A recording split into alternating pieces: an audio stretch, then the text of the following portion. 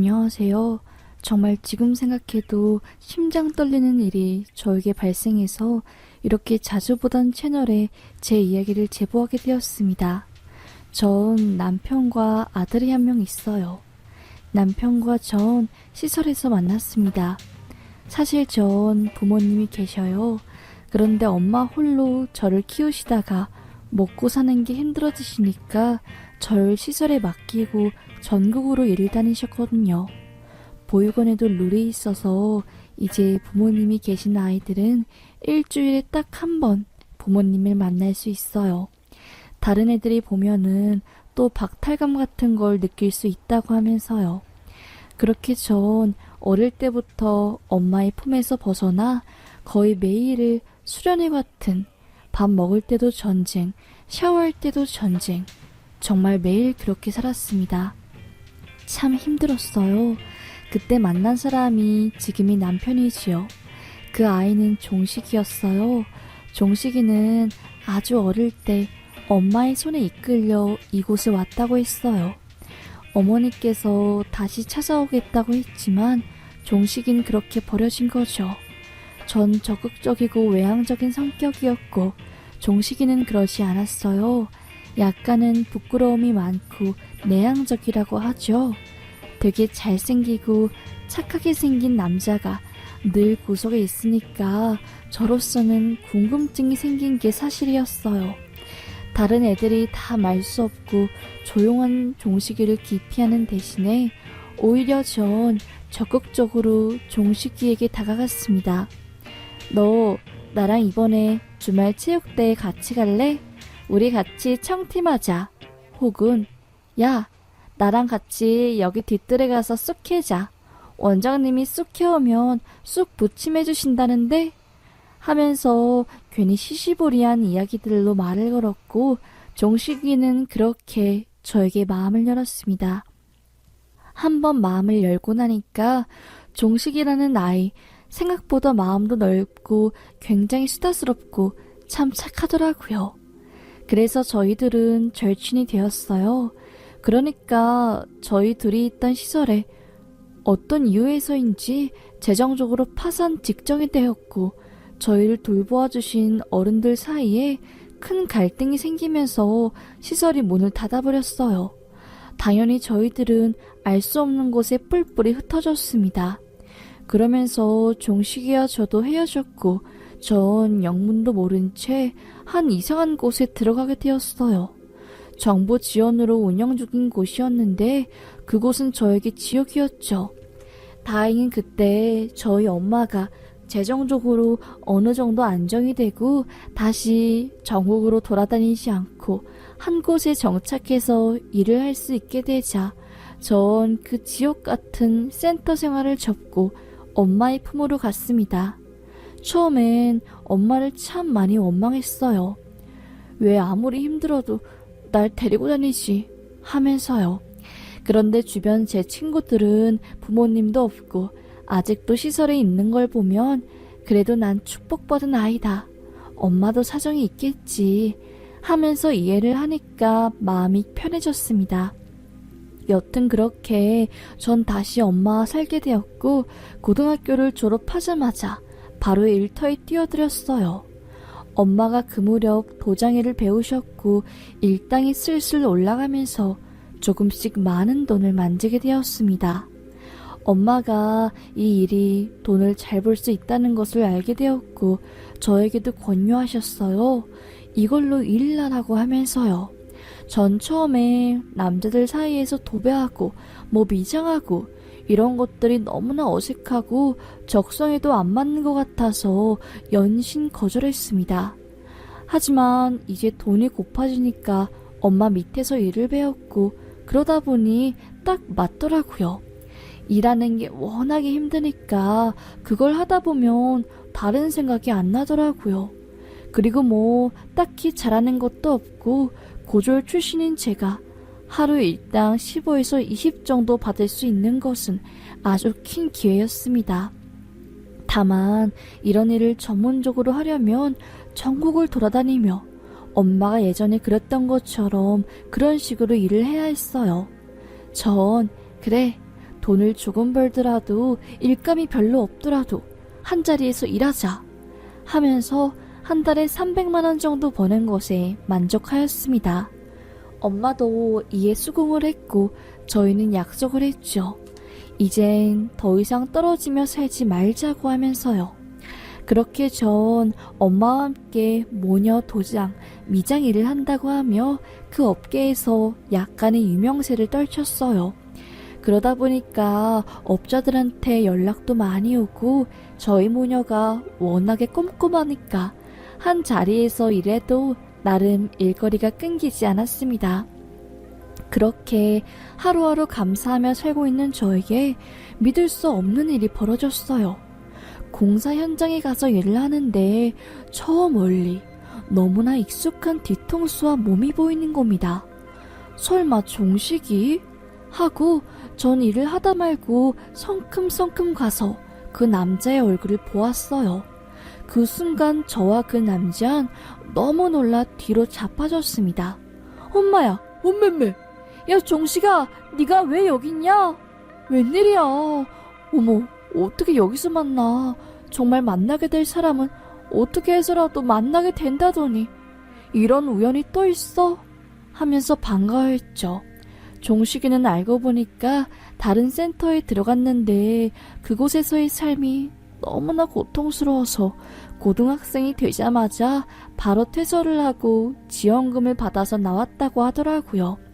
그때 학교를 자퇴하고 검정고시를 본 뒤에 이제 일을 본격적으로 한 거죠. 아무래도 수도권에서 혼자 살면 나갈 돈이 참 많잖아요. 작은 원룸에서 사는 것도 돈이 어마어마하게 들고 밥값, 월세, 보험, 세금 이런 거 하면 한 달에 100만 원 뚝딱이니까요. 고깃집 알바 뭐 이런 걸로 입에 풀칠하기는 힘들겠다고 생각한 종식이는 돈을 좀 많이 벌 수 있는 막노동 일을 시작한 거였습니다. 전 엄마한테 도장, 미장 일을 배워서 이제 공사 현장에 투입된 거였죠. 저희는 너무나 기뻤어요. 사실 종식이 정말 이따금씩 생각나고 했거든요. 그렇게 저희는 전화번호를 주고받았고 자주 만나게 되었습니다. 둘 다 외로운 사람이고 특히나 종식이는 부모님 없이 혼자 살았기 때문에 더욱더 의지할 곳이 필요했어요. 저희들은 서로를 설명하지 않아도 너무나 잘 아니까 그렇게 더더욱 친하게 지냈고 어느 순간 이상한 감정이 생기더라고요. 종식이가 보고 싶고 그냥 집에 혼자 있는 시간에 막 그 아이가 생각나는 겁니다. 전 이게 사랑이라 확신했고 종식이에게 말했어요. 나 너 좋아하는 것 같아 라고요. 그때 종식이는 조금 놀란 표정을 짓다가 이내에 바로잡고 갑자기 제 손을 잡고 말하는 겁니다. 나도 너 좋아해. 우리 사귈래? 내가 정말 목숨 걸고 너한테 잘해줄 수 있어. 라고 하면서요. 너무나 기뻤죠. 내가 좋아하는 사람이 나도 좋아한다니. 이만큼 축복적인 일이 또 있을 수가 없었습니다. 전 바로 종식이의 고백을 받았고 저희는 꼬박 6년이라는 연애를 했어요. 5년째 연애를 했을 때 엄마가 고혈압으로 갑자기 쓰러지시고 뇌 동맥 쪽에 출혈이 생겨서 언어장애랑 왼쪽 다리 근육 수축과 마비 증상이 생겼습니다. 한순간에 집안에 일이 터지니까 전 무척이나 힘들어했어요. 그때 종식이가 저희 집에 들어와서 정말 아들처럼 저희 엄마에게 지극정성으로 간호를 했습니다. 그 시간이 꼬박 1년이었어요. 저도 미안했죠. 이렇게까지 안 해줘도 되는데 하고요. 종식이 덕분에 엄마는 금방 회복할 수 있었고 처음엔 제 이름도 발음 잘하지 못했는데 종식이가 매일 언어치료 선생님한테 조언받은 교육을 엄마와 함께한 덕에 약간의 더듬기 빼고는 다른 사람과 소통하는데 전혀 문제가 없게 되었습니다. 그런데 그때 종식이가 저에게 고백을 하더라고요. 나 어머님 이제 내가 모시고 싶어. 너네 집에 내가 들어온 지도 1년이 좀 넘었잖아. 우리 결혼하자. 내가 어머님 아니 이제 장모님 되실 분이랑 자기 잘 모실게. 정말 행복하게 해줄게. 하면서요. 그 말을 듣는 순간 세상에 이렇게 착한 남자가 또 있을까? 난 무슨 복이 있어서 이런 남자를 만난 걸까? 라고 생각하며 눈물을 흘렸고 그렇게 그 남자의 고백을 받아 저희는 결혼하게 되었습니다. 남들이 부러워할 정도로 저희는 인고 부부였고 저희가 보육원 출신이라는 것을 그 누구도 믿지 못할 정도로 행복한 삶을 살았어요. 그러다가 이제 제가 임신을 하게 되었고 몸이 너무 퉁퉁 부어서 일을 하지 못하게 되었습니다. 재정적으로 엄마 그리고 저를 책임져야 하는 남편은 심적으로 부담이 클 텐데도 정말로 투덜투덜 대는 거 하나 없이 매일 헌신적으로 저희 가족을 챙겼어요. 건설을 하고 들어오면 온몸 근육이 아플 텐데 임신한 저 붓기 빼준다고 매일 종아리부터 발바닥까지 마사지를 해주기도 했고 또 엄마 근육 재활한다고 초저주파 같은 비싼 마사지 기기 아끼고 아껴 모아서 사기도 했죠. 이 남자랑 평생을 할 수 있는 난 세상에서 제일 행복한 여자이구나. 정말 잘해야겠다 생각해서 남편 밥도 든든히 챙겨주고 저도 그만큼 노력을 많이 했습니다. 그렇게 전 남편의 헌신 덕분에 건강하고 튼튼한 아들을 낳게 되었어요. 처음엔 아이를 보고 어색했지만 시간이 흐르니까 이래서 모성애가 생기는구나 싶을 정도로 너무나 사랑스러웠습니다. 안 그래도 행복한 인생이 더더욱 행복해졌어요. 그런데 참 사람의 인생이란 게 한 치 앞도 볼 수 없다고 하는 게 저에게 해당되는 말이었습니다. 여러분도 아마 기억하실 수도 있으세요.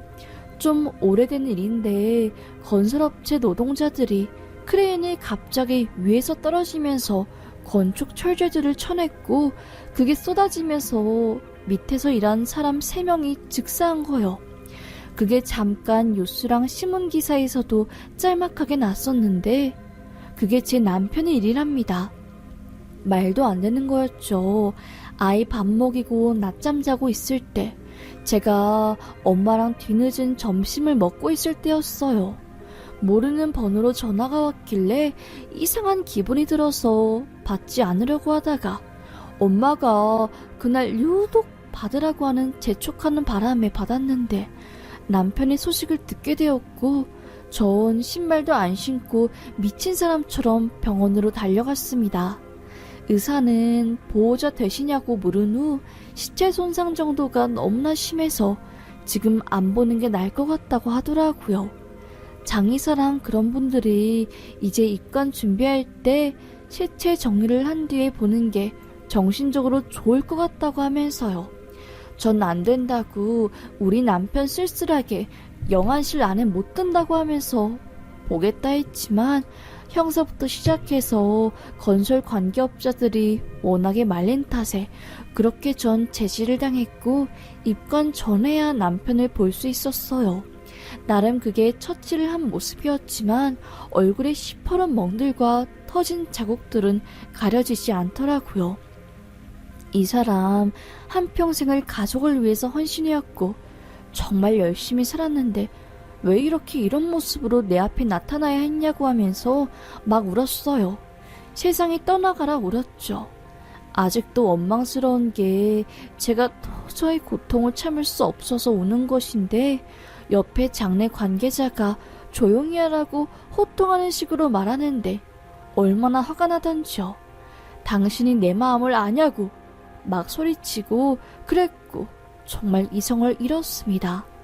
그렇게 어떻게 장례가 진행되었는지도 모를 정도로 정신없이 지나갔고 뒤늦게 건설업체 책임자들과 이사라는 사람들이 와서 절을 하는데 원망스럽더라고요. 당신들 죄 명명백백하게 내가 밝힐 거고 반드시 책임 물 거라고 했습니다. 왜 그때 크레인이 떨어질 수밖에 없었는지 미연에 이런 사고를 방지할 방법은 없는 건지 되물으면서요. 하지만 수사는 제 바람대로 진행되지 않았어요.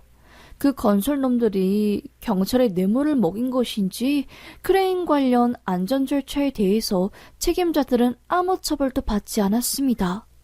그렇게 흐지부지 일이 처리되었고 건설사들은 남편 목숨값이라고 하며 받고 싶지도 않는데 돈을 몇 푼 쥐어준 뒤에 그렇게 없던 일이냐 다시 공사를 시작했습니다.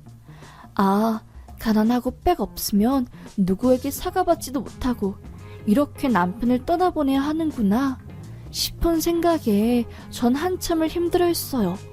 어찌 보면 당연한 일이었지요. 대한민국에서요. 썩을 대로 썩었으니까요.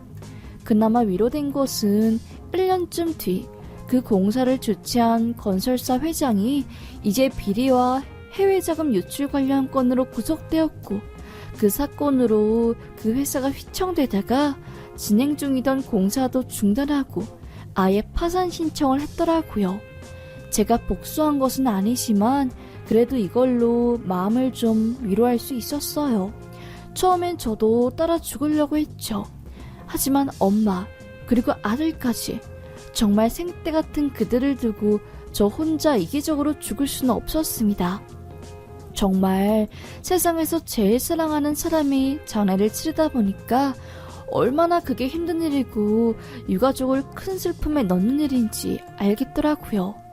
전 그래 하나 남은 우리 아들 잘 키워보자 하고 남편이 앞으로 나온 보험금과 위로금 그리고 엄마와 제가 모은 전 재산을 모아 아파트로 이사갔습니다.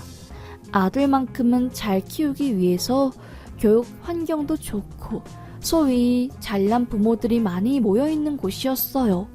저야 뭐 임대주택으로 들어간 거였지만 그래도 그렇게라도 아들에게 좋은 것을 해주고 싶었습니다. 세월이 흘러 아들은 유치원을 거쳐 초등학생이 되었어요. 엄마도 상태가 많이 좋아지셔서 조금씩 일을 하실 수 있게 되었고 저도 아들이 자기 밥 차려 먹을 정도의 나이가 되니까 다시 미장일을 시작했습니다. 그런데 전 몰랐어요. 초등학교가 그렇게 학부모 모임이랑 뭐 참석 이런 게 많았는지요. 처음 갔을 때 그 동네가 워낙 봄열이 뜨거우니까 부모님들도 다들 삐까뻔쩍하게 보이더라고요. 그런데 미장일, 소위 막노동 일을 하는 제가 그렇게 명품 옷이 있을 리도 없었고 급하게 일을 하다가 모임에 참석하는데 당연히 행색이 남루했죠. 그리고 임대주택에 사는 걸 알게 된 학부모들이 절 은근히 따돌리고 무시하더라고요. 뭐 당연하다고 생각했지만 막상 경험해보니까 씁쓸한 것은 사실이었습니다. 사람을 직업과 아파트로 이렇게 나누어도 되나 싶었어요. 그런데 그때 저에게 손을 내밀어준 것은 그곳에서 가장 어린 엄마였습니다. 어리고 이쁘니까 다른 엄마들이 그 엄마를 배척하기 시작했고 그 엄마도 저희 마음을 잘 알고 있었던 거였죠. 안녕하세요. 종범이 어머니시죠? 전 유나 엄마예요. 여기 바로 앞에 아파트 사는데 저희 자주 봐요. 친하게 지내요. 사실 여기 어머님들이 좀 뭐 따지고 이런 게 많으니까 피곤한 건 사실이에요. 하면서 사람 좋은 미소를 지으며 제게 말을 거는데 엄청 고마웠죠. 유나 엄마는 이제 남편과 띠동갑 차이가 났고 남편분은 변호사를 하고 계시다고 하더라고요. 신기했죠. 어떻게 만난 거냐고 물으니까 보육원 봉사를 하다 만났다고 하는 겁니다. 보육원이라는 말에 순간 흠칫했지만 그래도 제가 뭐 잘못한 거 없으니 떳떳하게 말했죠. 나도 사실 보육원 출신이다. 거기 있을 때 봉사원 어른들이 너무나 멋져 보였는데 유나 엄마께서 그런 일을 하셨다는 게 저에겐 참 대단해 보인다고 속마음을 털어놓자 저희는 급속도로 친해지게 되었고 가장 친한 엄마들이 되었습니다. 제가 바쁠 때면 유나 엄마가 저 대신해서 모임에 참석해주고 또 저희 아들도 잘 챙겨주기도 했죠. 그러다가 우연한 기회로 제가 유나 엄마네 집에 놀러 나가게 되었습니다. 매실액이 잘 담구어져서 한 명 가져가라고 하길래요. 유나네 집에 도착해서 신발을 벗고 들어가자 안방에서 유나 아빠라는 사람이 나오더라고요. 얼굴을 보는데 죽은 제 남편과 너무 닮아서 순간 다리가 풀리고 악! 이라는 소리를 지른 겁니다. 유나 아버지는 깜짝 놀라며 저를 일으켰고 저는 손을 부들거리면서 아니라고 하며 한껏 몸에 긴장이 되었어요. 그리고 말했죠. 김종식이라는 사람 아냐고요. 그러자 유나 아버지는 눈이 붕어처럼 커지면서 김종식을 어떻게 하냐고 저에게 말하더라고요. 전 제 남편이고 죽었다라고 말하니까 유나 엄마와 아버지는 화들짝 놀라며 제게 말하는 겁니다. 사실 유나 아빠도 보육원 출신이라고 하는 겁니다. 보육원 원장님한테 처음에 버려졌을 때 3분 차이 나는 쌍둥이 동생이 있는데 어쩌다 보니 서로 흩어지게 되었다. 이런 말을 들었대요. 그런데 그게 갓난 아기 때의 이야기이고 그 말도 7살 때 들은 거니까 진실인지 아닌지 알 수도 없고 유나 아버진 그렇게 자기 살 길을 찾아 나간 겁니다. 제 남편은 자신의 출생에 대해서 들은 바가 없으니까 쌍둥이 형제가 있는지도 몰랐고 그렇게 세상에 혼자 남겨졌다고 생각하면서 돈을 그렇게 힘들게 벌다가 죽은 거였어요. 전 핸드폰을 켜서 남편의 생전 사진을 보여주니까 그분이 눈물을 펑펑 흘리며 울더라고요. 나랑 너무나 똑같다고 하면서요.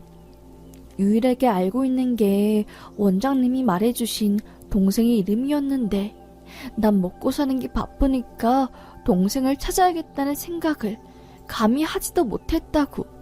나에겐 꿈처럼 남아있는 원장이 말이었는데 그게 진실인지 몰랐다고 하면서 막 땅을 치며 울더라고요.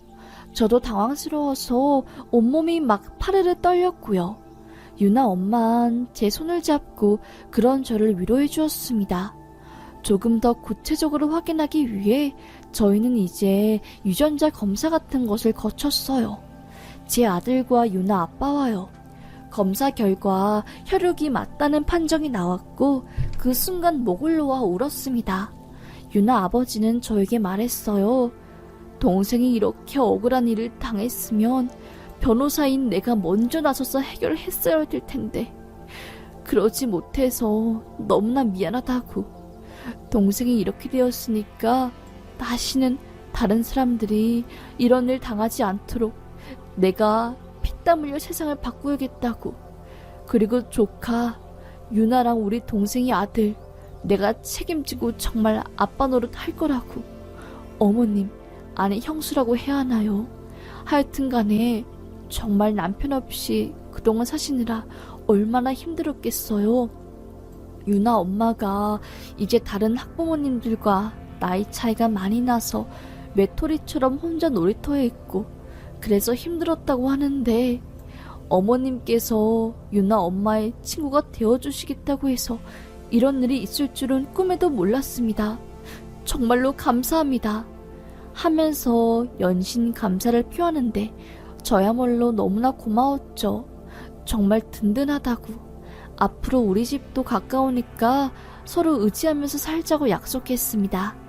그렇게 저희 아들은 운동회나 학부모 초청회가 있을 때 쓸쓸하게 아빠 없이 있어야 하거나 그렇지 않아도 되었습니다.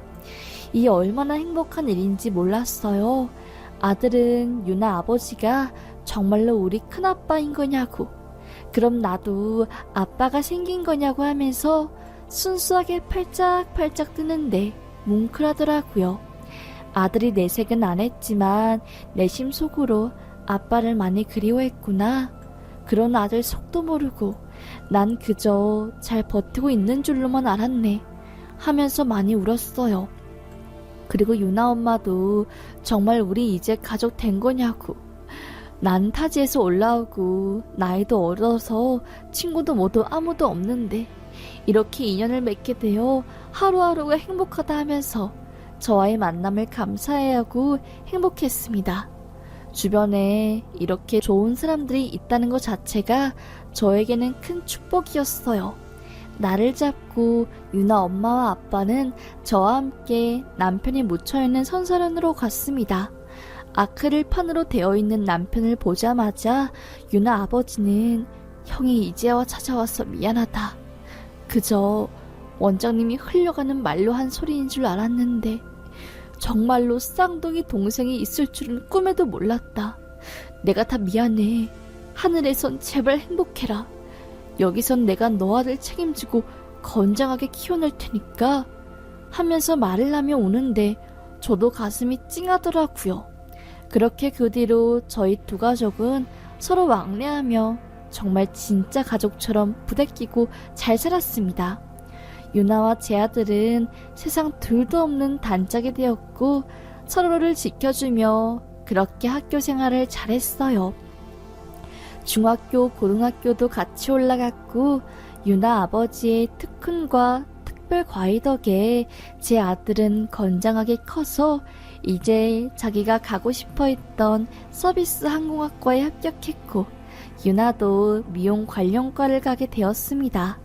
둘 다 멋쟁이 신사숙녀로 자라서 이제는 번듯한 성인이 되었어요. 정말로 보고만 있어도 기분이 흐뭇한 그 둘이었지요. 아들이 그래도 구김살 없이 잘 자라주고 엄마 속 썩이는 것 없이 자기 살 길을 잘 찾아가는 것 같아서 고마웠습니다. 생전 한 번도 꿈에 안 나오던 남편이 갑자기 제 꿈에 나타나서 말하더라고요. 아들 잘 키워줘서 고맙다고. 나도 몰랐던 우리 형을 찾아서 당신한테 너무나 감사하다고 하면서 그렇게 말을 하고 떠나는데 눈물이 주르륵 나더라고요. 그래, 남편이 아들 때문에 마음이 걸려서 이승을 떠돌다가 우리 아들이 성인이 되고 이제 자기 먹고 살 길을 찾았으니까 이렇게 마음 편하게 다시 하늘로 올라가게 되었구나 하고요. 전 이제 죽어도 여한이 없을 정도로 속이 후련합니다. 그동안 과부로 살면서 차별당한 적도 많고 서러운 적도 많았지만 유나 어머니 아버님 때문에 덕분에 포기하지 않고 잘 견뎠습니다. 세상 혼자 사는 거 아니라고 하는데 정말 이럴 때를 두고 하는 말인 것 같네요. 아무리 힘들어도 포기하지 말라고 하는 이유가 이거인 것 같습니다. 여러분들도 포기하지 마시고 버티면서 우리 함께 살아가 봐요. 정말로 전 그 인고의 고통스러운 시간을 보낸 후에야 행복해졌네요. 이제는 저도 마음의 여유가 생겨서 주변에 과부나 미혼모 등등 혼자 아이를 키우는 분들 도우려고 많이 노력을 하고 있습니다. 베푸는 재미를 알게 되었네요. 정말 모두에게 감사해요. 믿기지 않는 이야기가 제 일이라니 아직도 어안이 벙벙합니다. 이 상황에 감사하며 살아야죠. 그럼 제 사연 들어주셔서 감사합니다. 비가 추적 내리는데 감기 조심하시고 오늘도 행복하세요.